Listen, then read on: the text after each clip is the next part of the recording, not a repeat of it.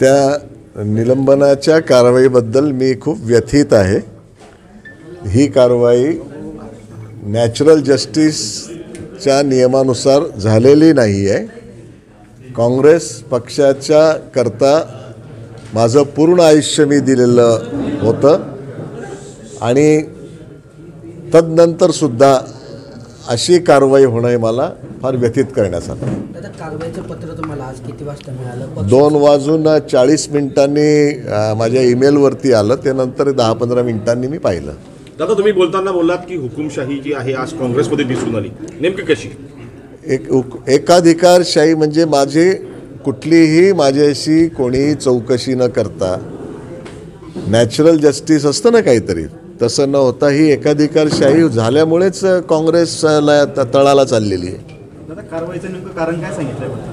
काहीच कारण सांगितले नाही, ते तरी मी शोधत राहिलो। ईमेल पुढे काही येईल अजून, काहीच कारवाई नाही। काँग्रेसच्या वरिष्ठांशी काय बोलणं झालं की दादा कारवाई संदर्भात काय कारण? नाही, मला आता अजून 2-3 तासामध्ये झालं ना। म्हटलं माझी बाजू मांडणं महत्त्वाचं आहे ना।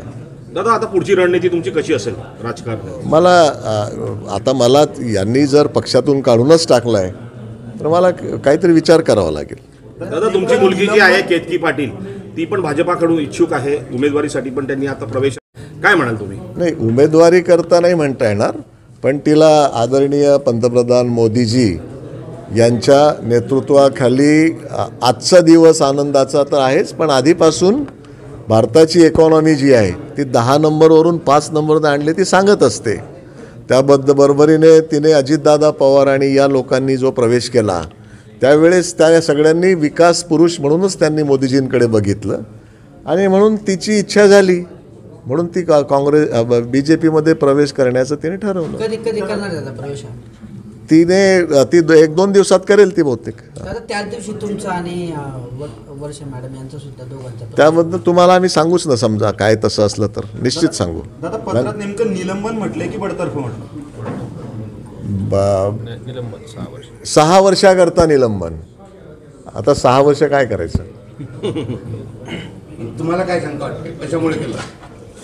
मला हेच शंका वाटते की ही अशा पद्धतीची नॅचरल जस्टिस या पार्टीमध्ये होत नाही आहे, हीच मला शंका वाटते बस।